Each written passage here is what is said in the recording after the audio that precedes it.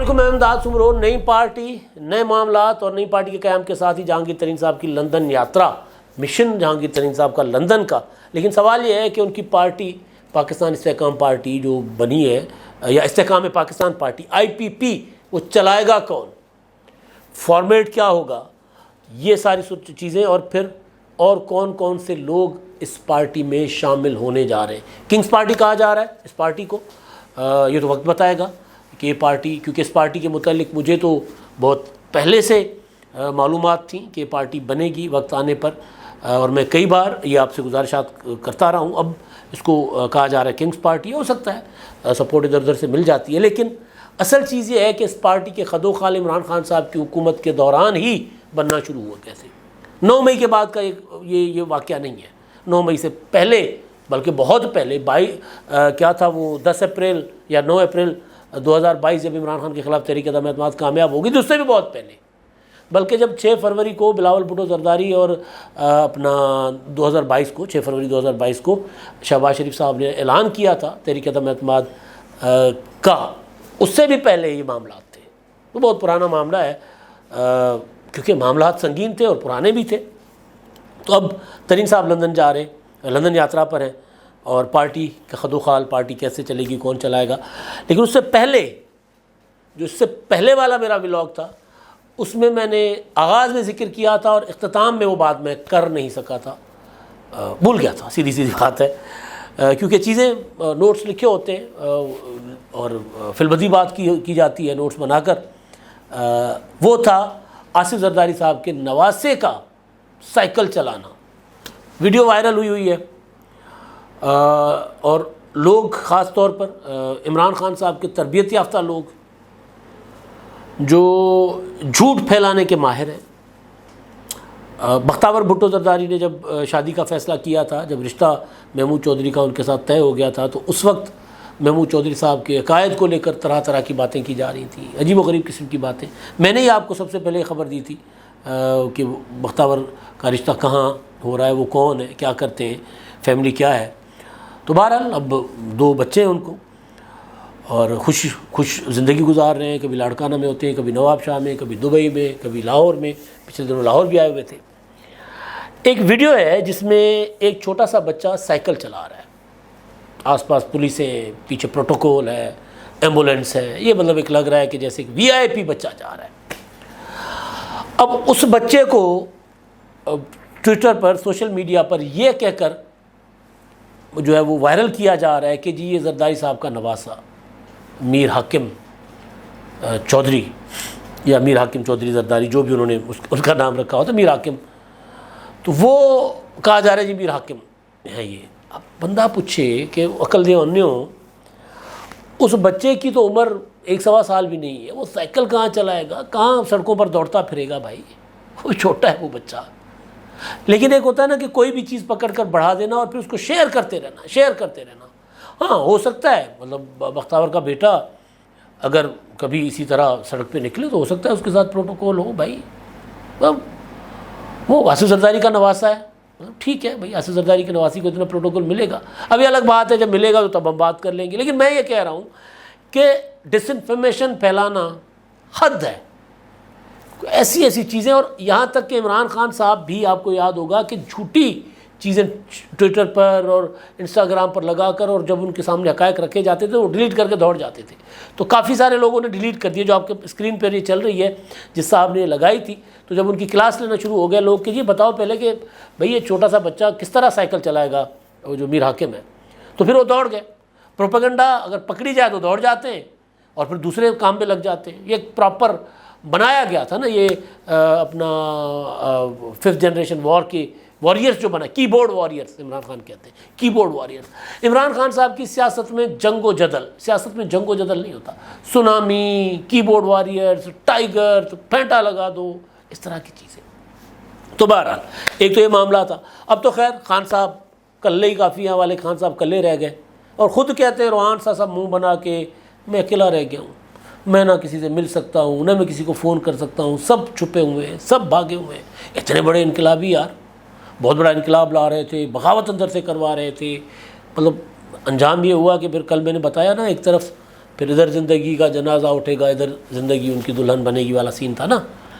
تو پھر ادھر جہانگیر ترین صاحب جو عمران خان صاحب کے ڈسے ہوئے، احسان انہوں کا بدلہ عمران خان صاحب نے جہانگیر ترین صاحب کو جس طرح سے دیا.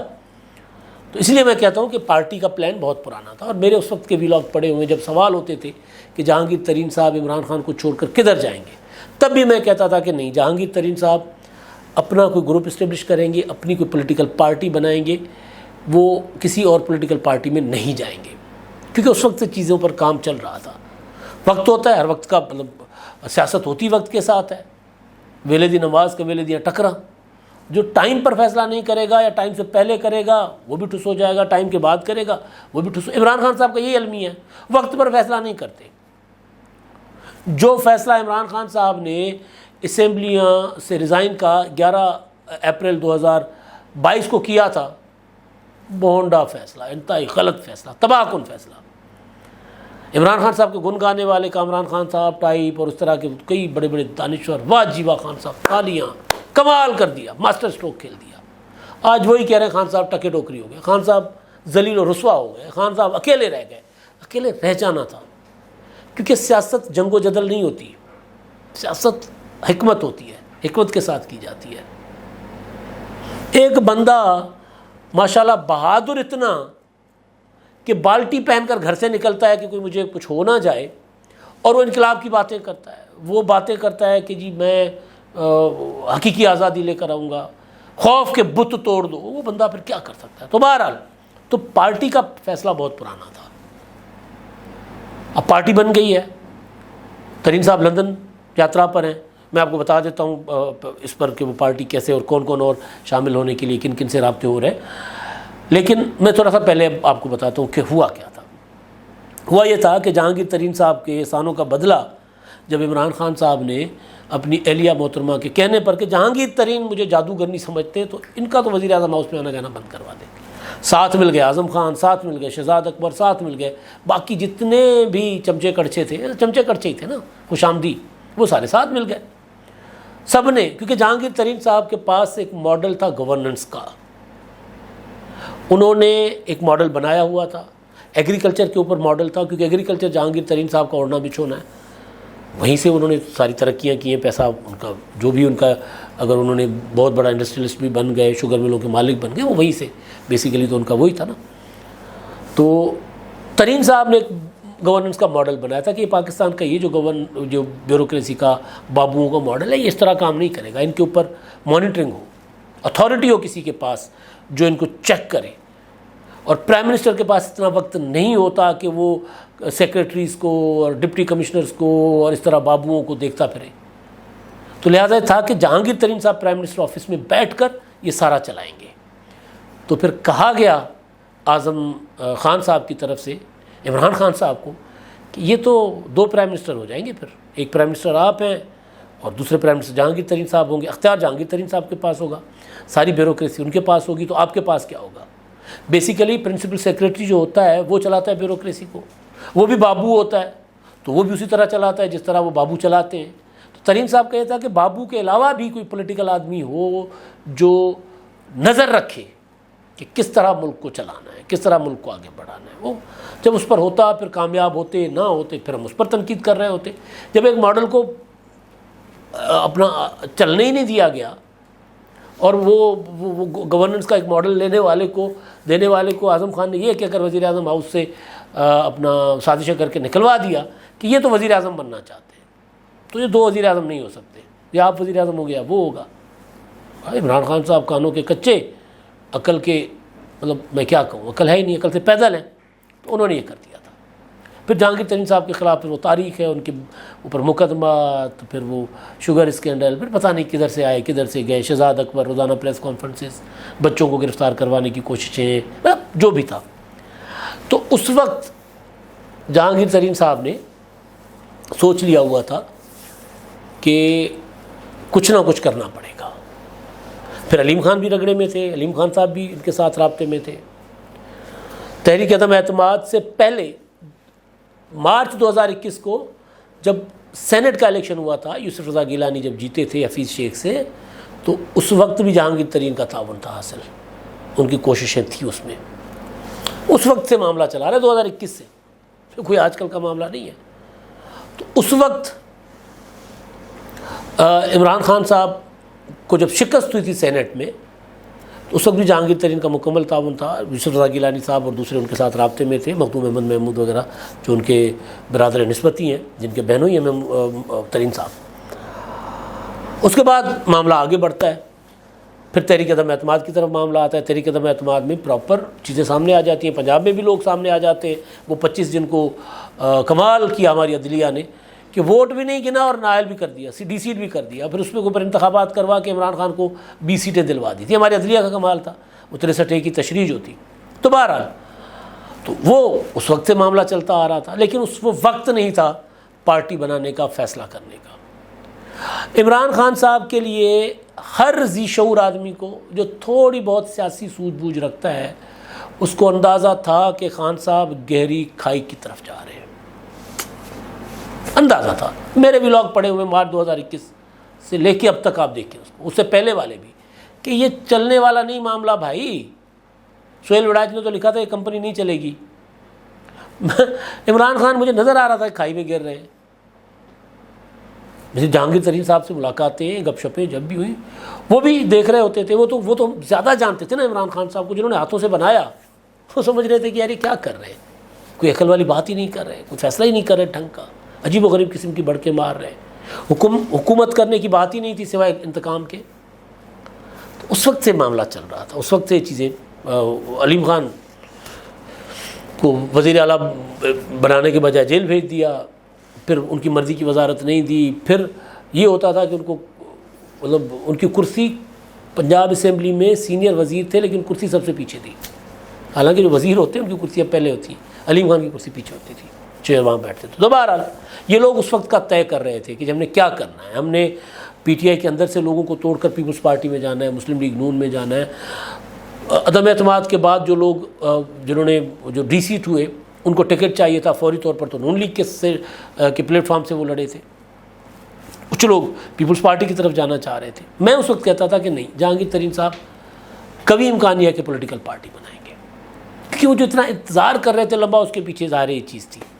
اب ترین صاحب لندن، وہاں پر انہوں نے اپنے علاج معالجے کے ان کے معاملات ہیں، وہاں ان کا ریگولر ایک چیک اپ ہوتا ہے، وزٹ ہوتا ہے، وہ کریں گے، فیملی کے ایشوز ہیں وہ دیکھیں گے، لیکن ساتھ ہی نواز شریف کے ساتھ ان کی ملاقات کا قوی امکان ہے۔ ابھی تک شیڈول نہیں ہے ملاقات، میری کنفرمیشن ہوئی ہے، شیڈول نہیں ہے، لیکن وہاں جا کر وہ ملاقات کا قوی امکان ہے، کیونکہ جہانگیر ترین میں نے پہلے بھی بتایا تھا کہ وہ صلح صفائی والے آدمی ہیں، مفاہمت والے آدمی ہیں، وہ پیپلز پارٹی اور نون لیگ دونوں کو ساتھ لے کر چلنا چاہیں گے، جتنی بھی ان کے پاس وہ بنتی ہیں سیٹیں، جتنی بنتی ہیں، پتہ نہیں کل کو کیا بنتی ہیں، بہت زیادہ لے جاتے ہیں، بہت کم لے جاتے ہیں، لیکن ضرورت ان کی پڑنی ہے ہر جگہ، کیونکہ کسی کے پاس سمپل میجورٹی نہیں ہوگی۔ پھر اس کے بعد آئین میں ترمیم میں بہت کچھ چاہیے ہوتا ہے، بہت حکومت میں ایک ایک ووٹ ایوان میں حکومت کو چاہیے ہوتا ہے۔ تو پنجاب میں مسلم لیگ نون نے کہہ دیا کہ جناب ہم تو جہانگیر ترین گروپ کے ساتھ سیٹ ایڈجسٹمنٹ کریں گے، عطا تارڑ نے۔ یہ سب سے بڑی پارٹی بنانے کے ساتھ ہی جو سب سے بڑی کامیابی ہے وہ یہ ہے کہ جو مسلم لیگ نون کہتی تھی کہ پنجاب بلا شرکت غیر ہمارا ہے، وہ مسلم لیگ نون کہہ رہی ہے کہ جی ہم تو سیٹ ایڈجسٹمنٹ کریں گے جہانگیر ترین سے۔ تو یعنی وہ پہلی کامیابی تو ان کو مل گئی نا، کہ پولیٹیکلی اب وہ کنگز پارٹی ہیں کیا ہیں وہ بات الگ ہے، بحث الگ ہے، لیکن پہلی کامیابی ان کو مل گئی کہ وہ سسٹم کے اندر ان کو تسلیم یہ قبولیت ملنا شروع ہو گئی کہ ہاں جی یہ ایک پولیٹیکل جو ہے وہ شناخت آئیڈینٹی والے لوگ آ گئے، ان کے ساتھ معاملات ٹھیک کرنے پڑیں گے۔ ظاہر ہے سیٹ ایڈجسٹمنٹ پھر پیپلز پارٹی کے ساتھ بھی ہوگی، پیپلز پارٹی بھی چاہتی ہے کہ جہانگیر ترین صاحب، وہ الگ بات ہے کہ پیپلز پارٹی کو زرداری صاحب کو اس معاملے پر رنج ہے، وہ یہ سمجھ رہے ہیں کہ جو لوگ ہمارے پاس آ رہے تھے وہ ادھر جا رہے ہیں، تو وہ سمجھ رہے ہیں کہ کوئی نہ کوئی ایسا کچھ کروا رہے ہیں، لیکن بہرحال تو پیپلز پارٹی کے ساتھ بھی اور ادھر بھی، اس لیے نواز شریف کے ساتھ ان کی ملاقات کے قوی امکانات ہیں۔ اب چلے گی کیسے پارٹی؟ ترین صاحب 6 سے 8 ارکان کا ایک گورننگ کونسل بنانے جا رہے ہیں، اس میں جو سینئر لوگ ہیں جس میں جہانگیر ترین صاحب کے علاوہ علیم خان ہوں گے، خاکوانی صاحب ہوں گے، عمران اسماعیل، علی زیدی، اور اس طرح کے کچھ اور لوگ جو ہیں، سردار الیاس تنویر الیاس اور اس طرح کے لوگ اس میں شامل ہوں گے، اور پھر یہ پارٹی کے معاملات چلانے کے ساتھ ساتھ لوگوں سے رابطے کریں گے۔ پرویز خٹک صاحب ہیں، پنجاب میں ایک بہت بڑا سیاسی خانوادہ ہے حامد ناصر چٹھا صاحب کا، ان سے رابطہ کریں گے۔ پرویز خٹک صاحب کے ساتھ تو دوستی ہے، ترین صاحب نے ان کو کہا بھی تھا کہ جب آپ کے لیے ہمیشہ دروازے کھلے ہیں آپ، اور مطلب وہ اگر پرویز خٹک صاحب محفوظ بھی ہیں ابھی تک کسی اس سے، تو اس کی ایک وجہ یہ بھی ہے کہ جہانگیر ترین صاحب کا ان کے سر پہ ہاتھ رہا ہے۔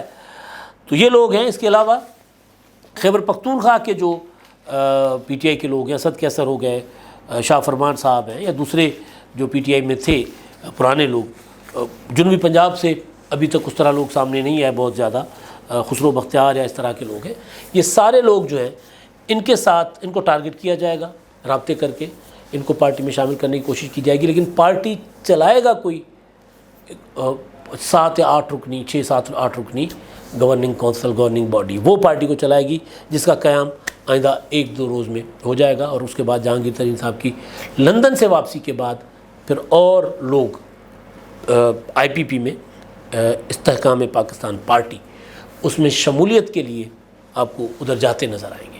اس کے بعد انتخابات اکتوبر-نومبر میں ہوں گے، تو اس کے بعد پتہ چلے گا کہ کامیابی کتنی ملتی ہے کتنی نہیں ملتی۔